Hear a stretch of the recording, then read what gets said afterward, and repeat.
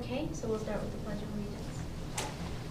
I pledge Allegiance to the flag of the United States of America and to the republic for which it stands, one nation, under God, indivisible, with liberty and justice for all.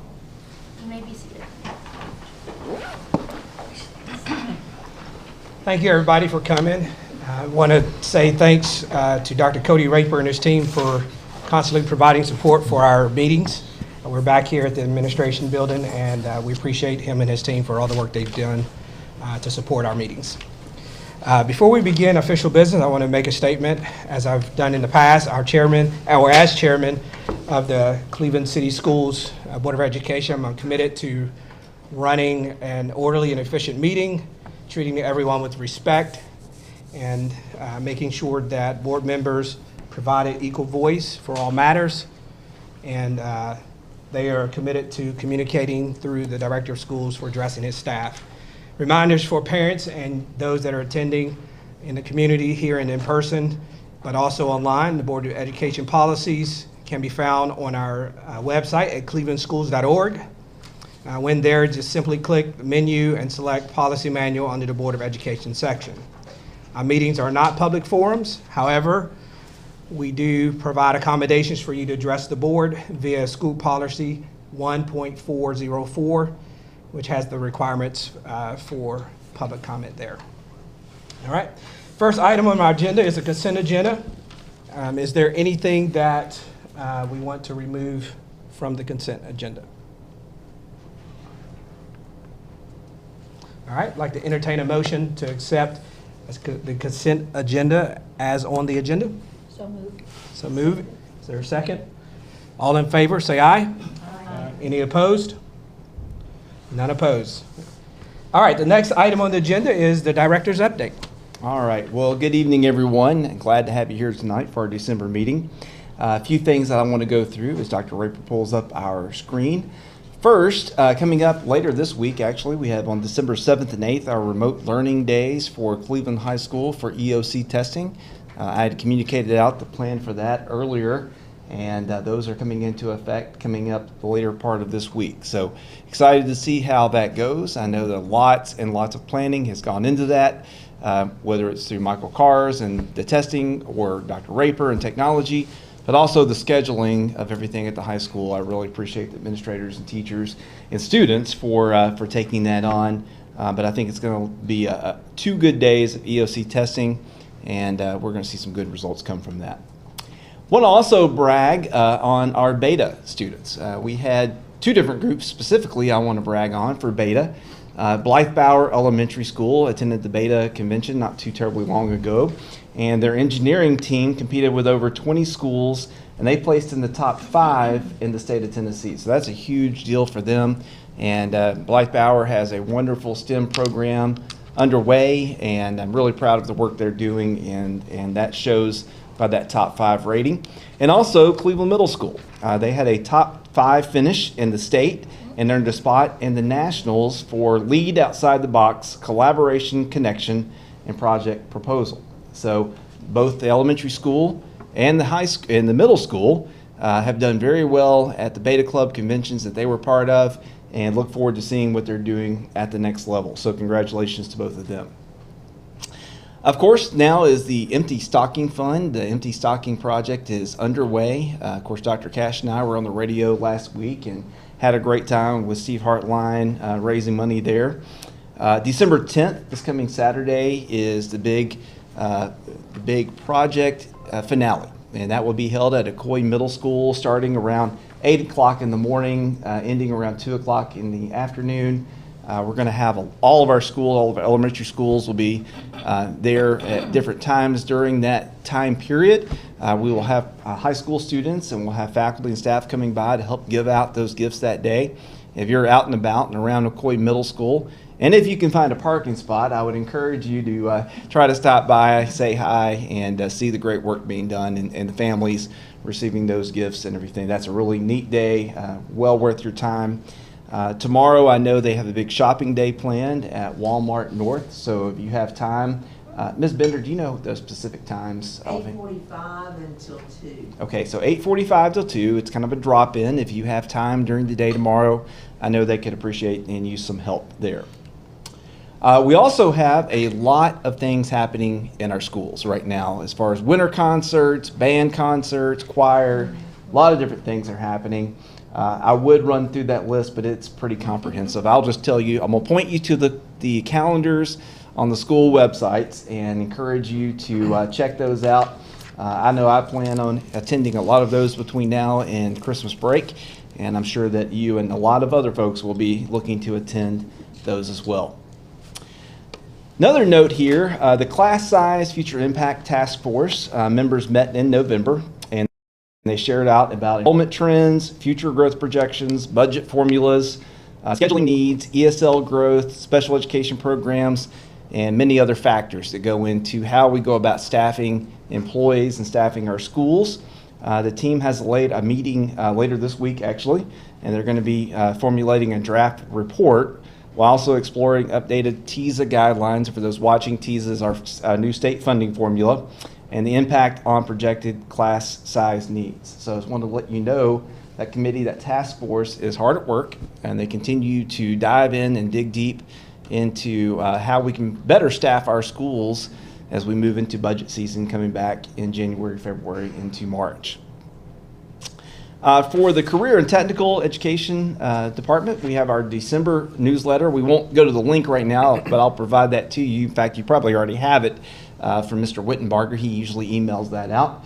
But for those in the community, that's a great link just to get really a summary of the fantastic work going on in career and technical, both at the middle school and the high school, and actually down in elementary schools too, because we're doing K through 12 with our pathways. So it's a really important, really quick, easy way to see some of the great work being accomplished. And finally, Christmas break is coming up before too terribly long. So the end of this semester will be on December 21st, and then on December 22nd through January 6th, we're going to close down for a little bit and let our students and staff and everyone go home and enjoy a nice Christmas break. And that is my update for tonight. Thank you, Dr. Dyer. Next on the thank agenda is a spotlight. And the first spotlight that we're going to hear or engage with is with Miss Peggy Pesterfield. Okay, thank you. I hope I don't bore you with all of this, but it was kind of fun to write all these things down. I probably attended more schools than anybody in this room growing up. My dad was with Montgomery Boards, and I don't know if any of you remember Montgomery Boards, and Interstate Department Stores, and he was really good at his job. And so they transferred him almost every year. In kindergarten and first grade, I was born in Terre Haute, Indiana, and I was there for kindergarten and first grade. Second grade, we moved to Chicago, Illinois. Third grade, we moved to Davenport, Iowa.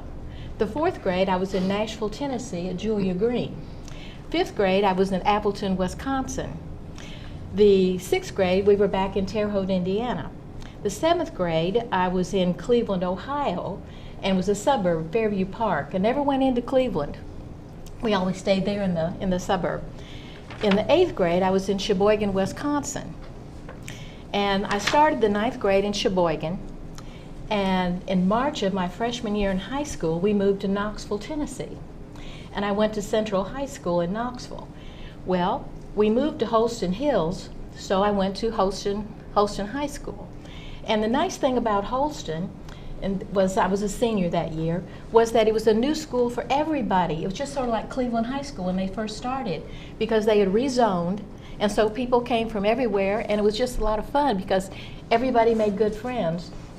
And in fact, I still go to Knoxville on, I think, the last Monday of every month. We have lunch together at the Olive Garden, which is a lot of fun. So, I feel real close to everyone that I graduated with. Well, then I went to UT Knoxville, and I never left Tennessee after that. My folks moved to Fort Wayne, Indiana, but I said, I'm not leaving. Because I'd met my husband-to-be, and I said, I'm not leaving. Well, my dad said, okay, well, you're going to have to pay out-of-state tuition then. So he got me a job at the bank that summer, and I had a really good time, and I stayed at UT. but I graduated with a BA in psychology and in French. And I took all my electives in education so that I could get a teaching certificate. And when I did my student teaching, they put me in the guidance center part of the time and also in the French class. And the guidance counselor called. She knew we were going to be moving to Clinton. My husband had a job with Oak Ridge. And she got me a job at Clinton High School. So I taught there for 2 years, and then we moved to Cleveland. And I think when I got married, I graduated in June, got married in July, and started teaching in August. So I spent my first 2 years in Clinton, Tennessee, then we moved to Cleveland. I taught Cleveland for, I think, 8 years, French psychology and sociology. And then I had 3 children, Brian, Andy, and Amy. And after I still went back and taught, so I could get my time in, and because they were in school, and I always loved teaching. But I went back and got my master's. So I have a master's in school psychology, and I'm certified as a school counselor. And when I graduated, I have a master's plus 45 hours. And when I graduated, I had a job. I was going to be in Dayton, Tennessee, I think, to a school psychologist. And Dr. Gates called me on the phone, and he said, "Would you like to be a counselor at Cleveland High School?" And I said yes, because I loved Cleveland High School. So I became a counselor. And the interesting thing is that I really liked working with kids, and I knew how hard it is to change schools. When you come like after school's already started, some of those kids would not eat lunch because they were afraid to sit down at a table with other kids and feel like this table's just for our friends. So we had a place on stage that we had lunch tables and everything, and they would come in there until they made friends and everything. And Dr. Carrick, who was the principal, he said, "I want you to work with kids. I don't want you doing all this paperwork and stuff. I really want you to do work with kids." So I had a lot of groups and things of kids that, if they had any issues or problems, what I would do is I would say, okay, and I don't know whether they still do this now, first period, they would come in first period. The next week, it would be second period. Then the next week, third period. So nobody knew they were coming into guidance. And it worked out really, really well. And I see a lot of the kids that I had in counseling, and they've all done well. And I was excited about that. But let me see, I have 3 children. They all graduated from Cleveland City Schools. And Brian he went to MTSU and went into aviation. He wanted to get a job as a pilot, but when he graduated, there were no pilot's jobs because everybody had come out of the military. So he decided he was going to be a builder instead, and he's done well at that. Andy went to Tennessee Tech, and then he got his master's at UTK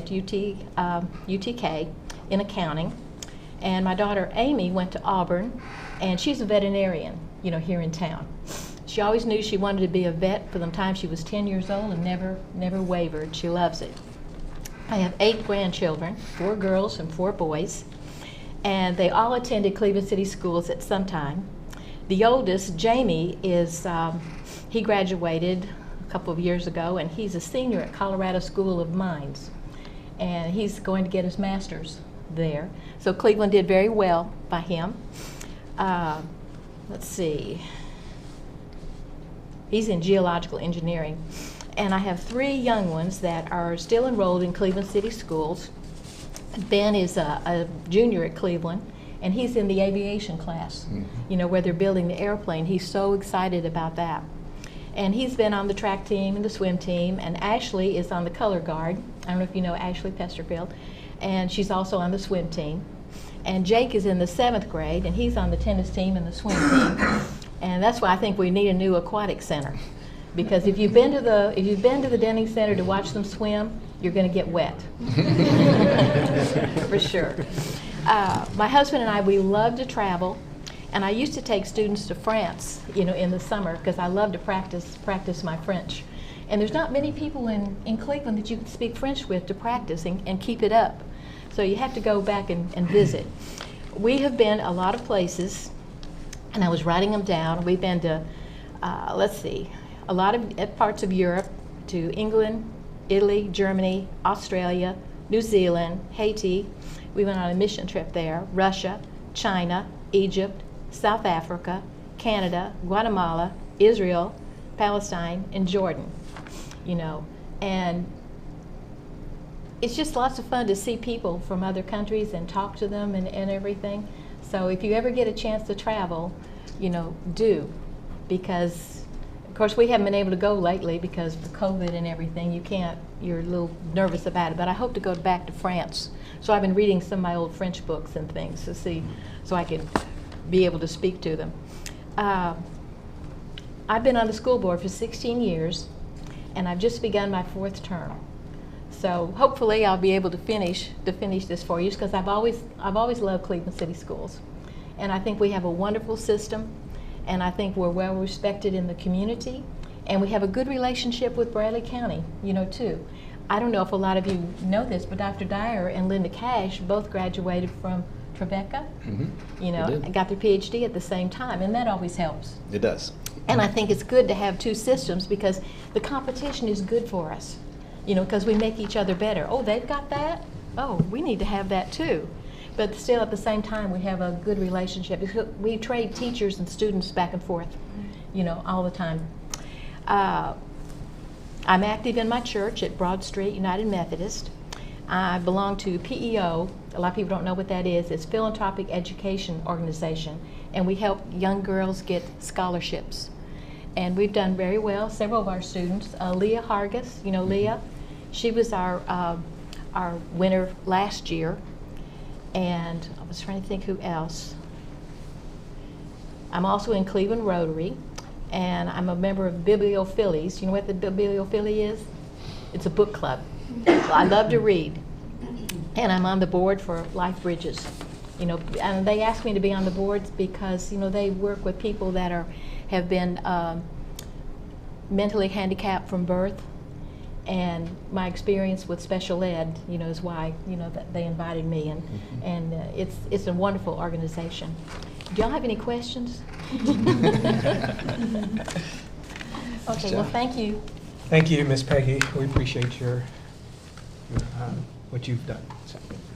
All right, next on the agenda for the spotlight, I'll let Dr. Dyer introduce and take it from there. All right. Well, I'm going to read from our website because we have a story about this young man, and I'm just going to read it, and then we'll have him come up. But the title, Owen Clemens makes history at TSSAA Cross Country Championship.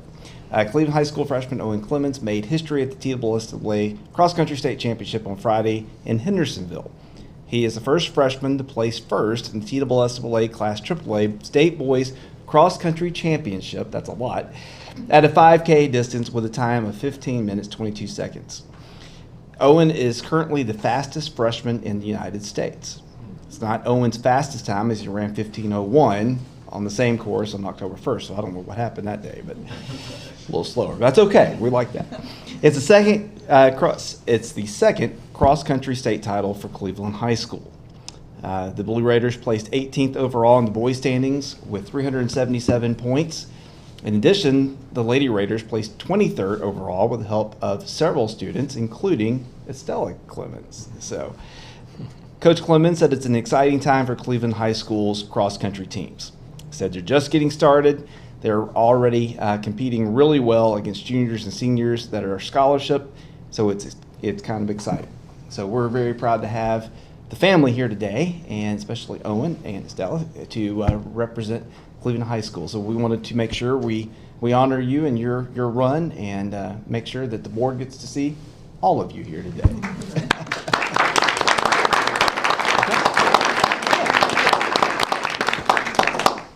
Board, would you like to share any thoughts? Congratulations. Very impressive. Right, yeah. You come from good genes, because I remember stories about your dad being a big runner and the whole family. So this is it's good to see that it falls out there. I wonder how many cold days he forces you out on the track, though. We get a nice treadmill in the basement. That's perfect. As a surprise, we're going to do a 50-yard dash out back real quick if anybody wants to meet us. And have a little fun. That's something you can do all your life, you know, to run. My brother runs marathons. You know, he loves it. He's never stopped. And he volunteers as a track coach at the high school down in Panama City Beach. There you go. Well, good. Well, we'd love to have the family join us up here and take a group picture if we could real quick. Caroline's got face that way. Yeah, Caroline's going to do the picture. I'll scoot over this way. No, y'all get situated in wheelchairs. Yeah. We'll make it easy.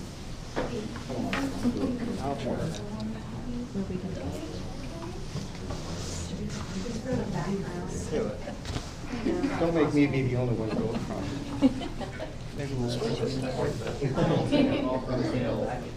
Oh, yeah, you can. Oh, yeah. See Krista? Yeah.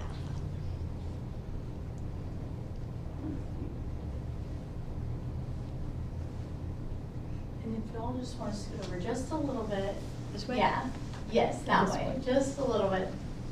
There we go. Awesome. Thank you.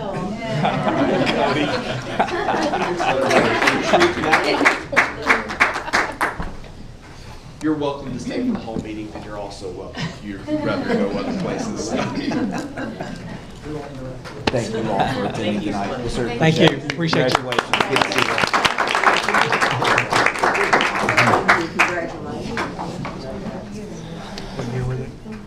What What year time? are they? Freshman. Just freshmen? Freshman. Yeah. All right, we'll continue with our agenda. Next on the agenda, we have a strategic plan focus. We do, and we have Christy Duncan, who's going to give us an update about English as a second language tonight. Good evening. Thank you for having me here tonight. It is always a pleasure to come and talk about our ESL department at Cleveland City Schools and the work that we do. It has been a busy year, but I feel like it has been a productive year and a very positive year overall. So I am eager to share with you. We'll go to the next slide. I like to start with demographics just to kind of set the context for the work that we are doing. In Cleveland City Schools right now, we have 1,525 students, representing 27.2% of our entire student population that are classified as having a non-English language background. Now, not all of those students are part of our ESL program. Those students just have a language other than English that is spoken in the home and come from that background. And you'll see the English learner number in just a moment. We do have over 20 languages represented in Cleveland City Schools, and I ranked the top 8 for you to see. Spanish, of course, is the primary language spoken besides English. We actually need to start amending that to say Spanish and Central American dialects, really. Ukrainian has become number 2. Gujarati, an Indian language, is number 3. Chuukese is number 4 for us, and that's a language from Micronesia, Pacific Islanders. And then Vietnamese, Russian, Chinese, and French round out the top 8 for our languages. So on our next slide, you'll actually see demographics about the English learners in Cleveland City Schools.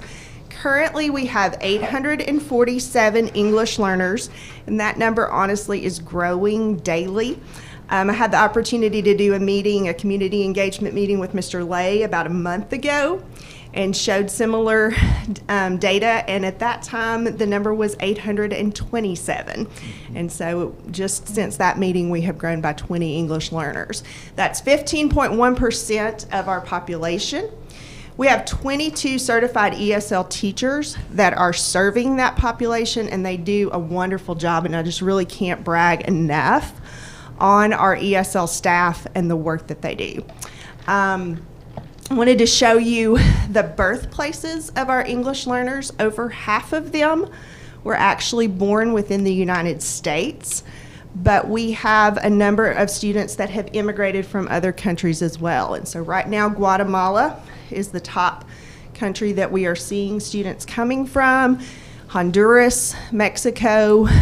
Beginning last spring, we began to see more and more students from Ukraine, and then Puerto Rico, Micronesia, India, Colombia, and El Salvador. So that's kind of the demographics. I also like to break it down to English learners by school because I think this information is important. I won't read the chart to you, but I will point out that our 3 schools that have the highest percentage of English learners are Arnold, Blythe Bower, and then also Stewart. And every school right now honestly has a significant number of English learners within the schools. I'm going to move on more, well, no, I do have more demographic trends.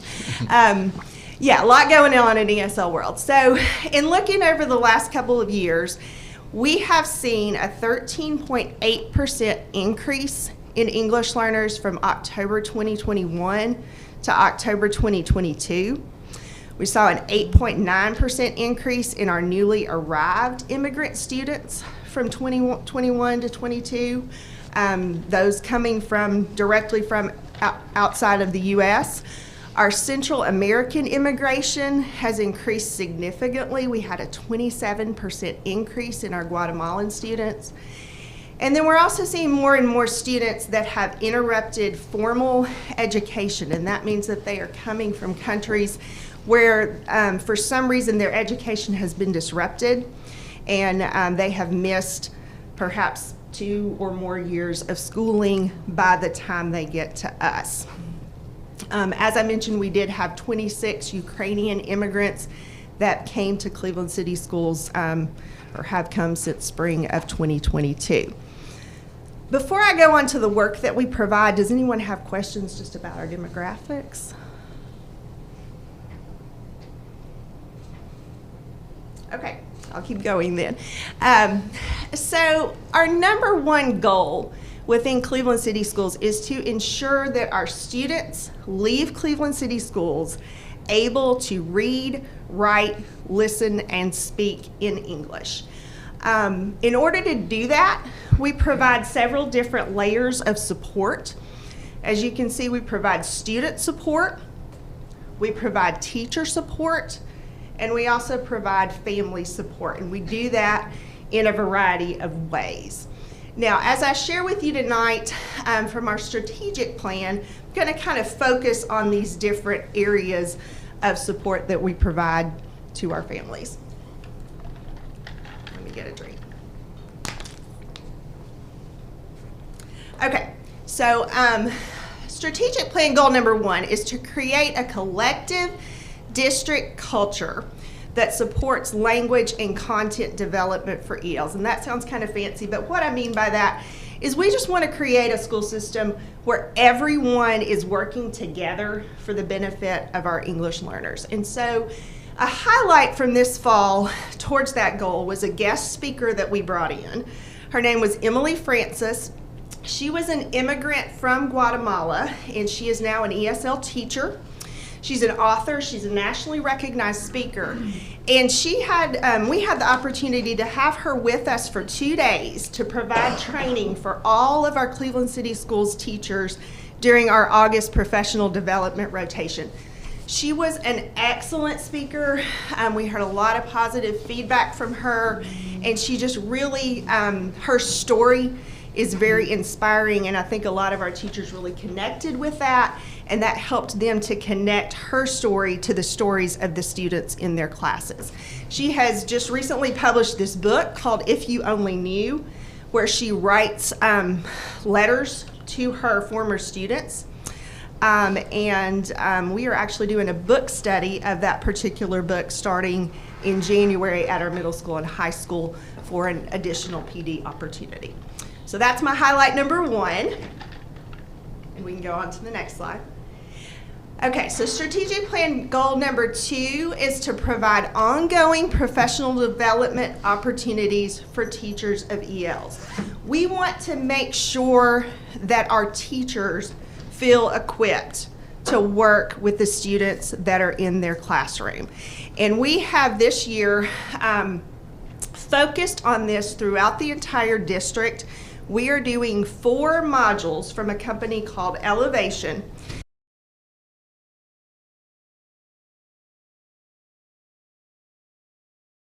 English learners. We are focusing as a district, elementary, middle school, high school, on one module per quarter where the teachers have an opportunity to do some outside training, practice a strategy in their classroom, and then also come back to an in-person meeting to discuss that strategy and how that strategy went. Now, as I knew I was preparing for this presentation, I reached out to a few teachers to see if they might be willing to share about their experiences with this training. And I thought I might get a sentence or two from a couple of teachers. I had one teacher that just really hit it out of the park, and I'm going to read what she said here. And I normally wouldn't call anyone out by name, but she even said, "I want you to use my name because I want them to know I'm a real teacher," and this really had an impact on me. So here's what she said. She said, "Just a note to let you know how much the elevation training and strategies have helped me this year. Coming from another district, I have not had a lot of ESL training for the classroom. This training has helped me to open my eyes to the needs of my ESL students.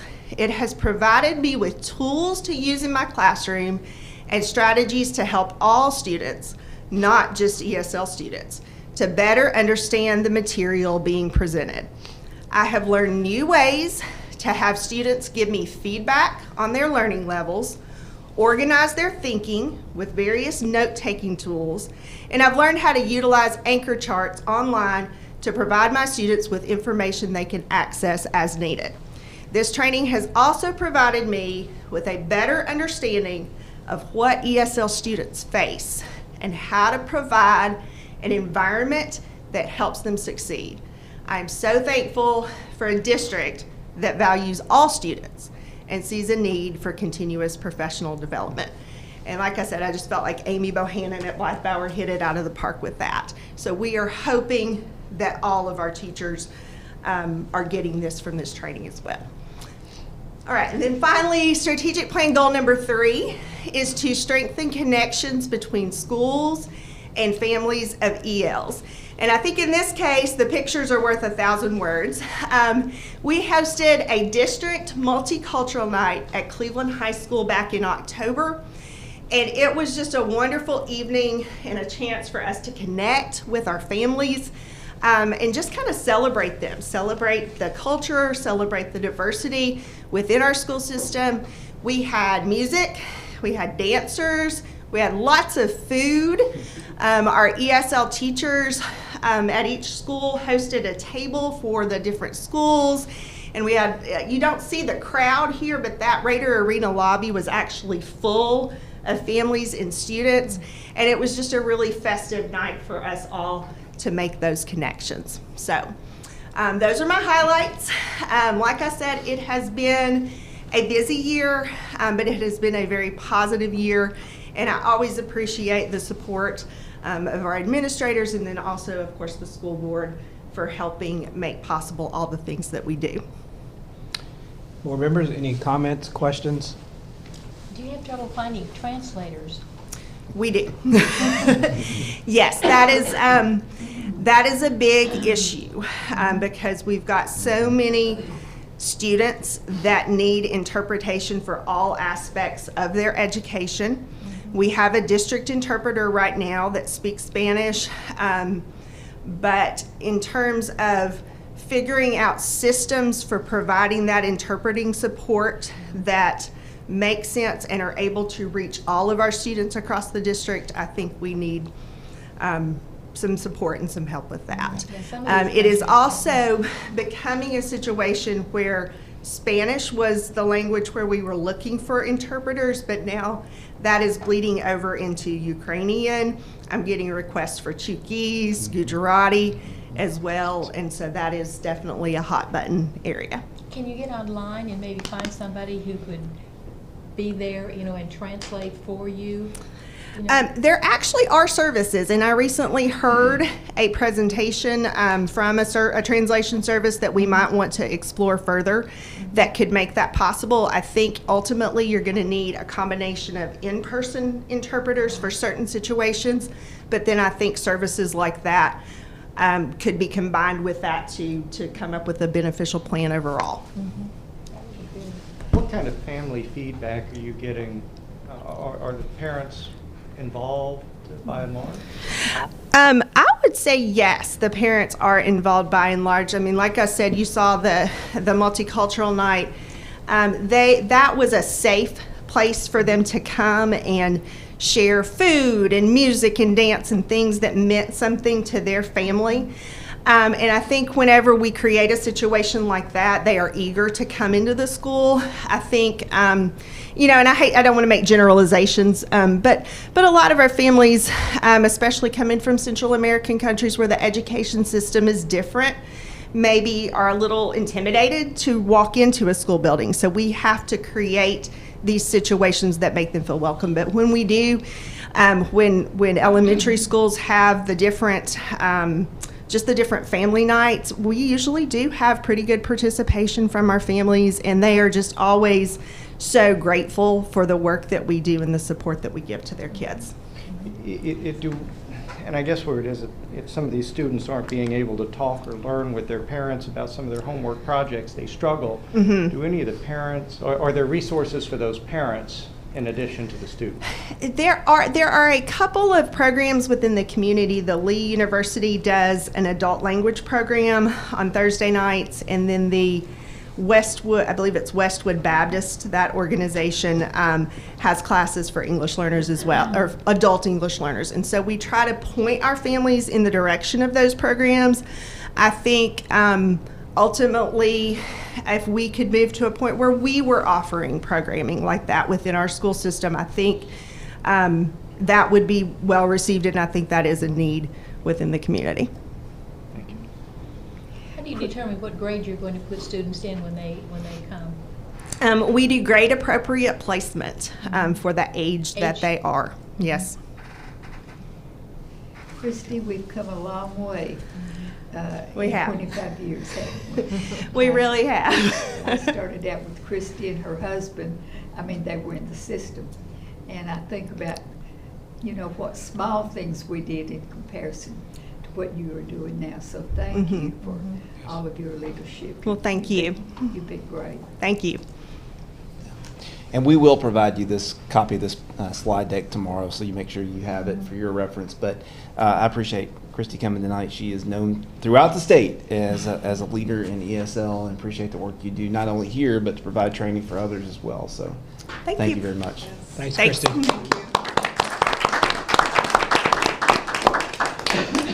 All right, next on the agenda, we have Arna Patel, and we're going to hear from her with the student representative update. So, school is still busy. I don't have as much to update as I did last time. But starting off with sports, we had a basketball game Friday. The boys won against Bradley, which I'm very proud of. What else? Oh, girls wrestling has started up.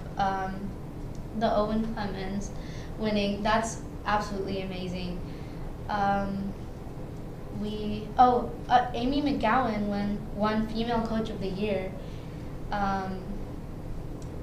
Other extracurriculars are, there's a band concert on the 8th, a choir concert on the 13th, December 13th, and the special education musical is also on December 13th. We had a traction visit on the 2nd, like for capturing kids' hearts. SGA filled 70 Operation Christmas Child boxes, which is very impressive. Since I mentioned that the seniors got done with their ACT in October, several seniors actually made significant gains on their ACTs.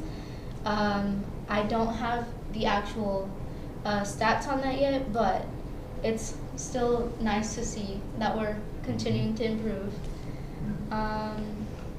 NHS, National Honor Society, hosted a teacher breakfast. The drama department had very successful class playoffs. They were very fun to watch, I'll have to say, because I went and it was amazing. They're just so talented as actors. We had show choir this weekend, just passed. What else? Oh, and the EOC virtual testing days are coming up this Wednesday and Thursday, and on Thursday we will have the a TN promise meeting for seniors that is required, and that's about it. Thank you, Arna. You're welcome. All right, so next on the agenda, we have an update for the Cleveland High School front entrance. Okay, Hal Taylor.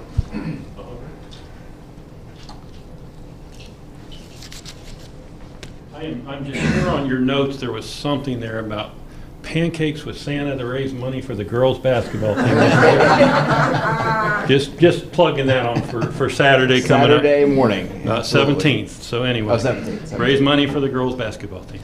I want to talk to you about the front entrance. It's been a successful project so far. Steel is erected. The demolition has been completed. Steel has been erected. We are moving into the roofing stage. Probably in 2 weeks we will have a roof on it. We'll be waiting on the storefront to come in. We'll have it dried in around the end of January. And right now we are moving along on time. A lot of this depends on the weather. As you have noticed lately, the weather's not cooperating real well.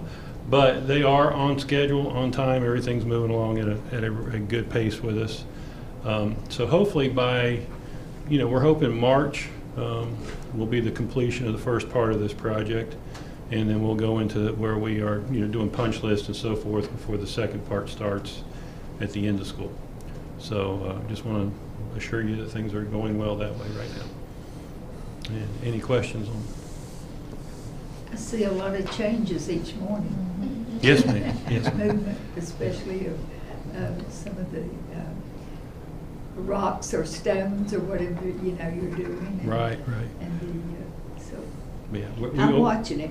We will. Well, then I will make you aware. We are getting ready to have to dig across the front there, so we're going to do that in between students, and we'll keep access available. But don't want to panic anybody. But we do have to hook a stormwater drain, and we're going to have to dig all the way across the front and take some concrete up. But we'll be replacing it and so forth. So if you do come up and it looks torn up there along the arena area, it will be for a little bit, but we'll be cautious about doing that. So, well, thank you. All right, thank you.